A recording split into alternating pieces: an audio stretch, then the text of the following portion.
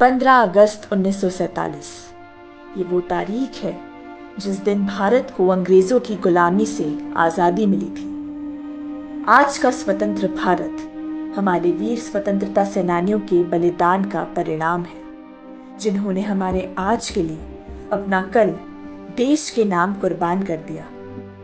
लेकिन इस आजादी की खुशी से पहले भारत को विभाजन की विभीषिका भी झेलनी पड़ी।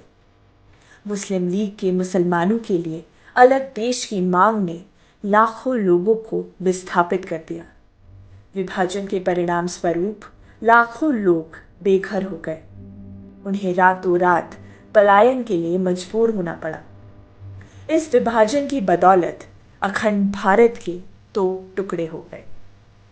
14 अगस्त 1947 के विभाजन का दर्द आज भी भारतवासियों के दिल में किसी विभीषिका से कम नहीं है। इसी दिन को याद करते हुए प्रधानमंत्री नरेंद्र मोदी ने 14 अगस्त 2021 को ये ऐलान किया कि हर साल अब 14 अगस्त को विभाजन विभीषिका स्मृति दिवस के रूप में मनाया जाएगा। विभाजन की घटना को याद किया जाए तो 14 अगस्त 1947 का दिन भारत के लिए इतिहास का एक गहरा जख्म है। ये वो तारीख है जब देश का बंटवारा हुआ और पाकिस्तान एक अलग देश बना। बंटवारे की शर्त पर ही भारत को अंग्रेजों से आजादी मिली। भारत पाक विभाजन ने भारतीय उपमहाद्वीप के 2 टुकड़े कर दिए। दोनों तरफ पाकिस्तान यानी कि पूर्वी और पश्चिम पाकिस्तान, और बीच में बना भारत। इस बंटवारे से बंगाल भी प्रभावित हुआ।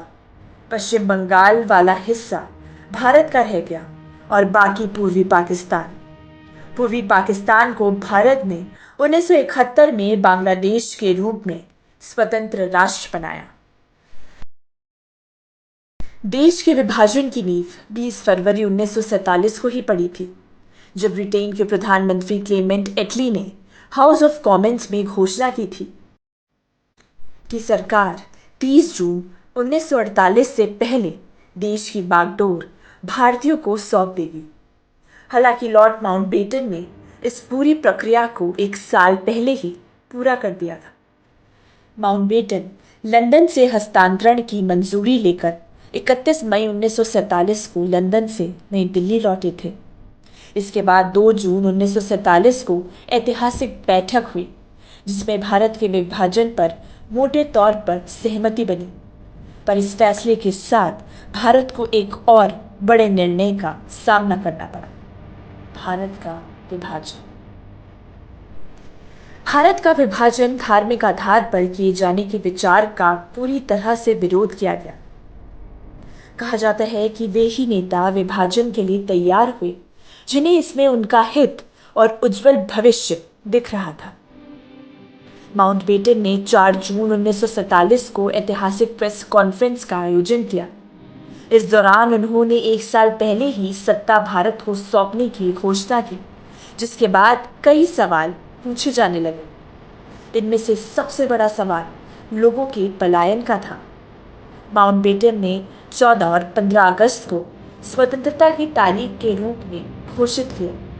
यह अचानक लिया गया निर्णय था।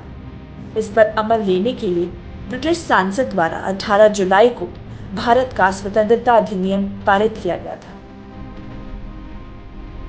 हिंदू और मुस्लिम धर्म के लोगों के बीच धार्मिक मुद्दों को लेकर मतभेद थे। मुस्लिम लीग ने मुसलमानों के लिए अलग देश की मांग की, जिससे ये धार्मिक मतभेद और अधिक बढ़ गए।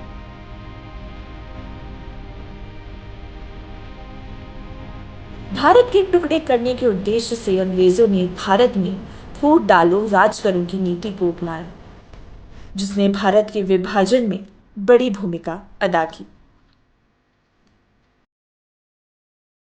शुरुआत में कांग्रेस और पंडित नेहरू ने राष्ट्रीय एकता पर बल दिया था, लेकिन बाद में उन्हें मुस्लिम लीग और जिन्ना की जिद के आगे झुकना पड़ा।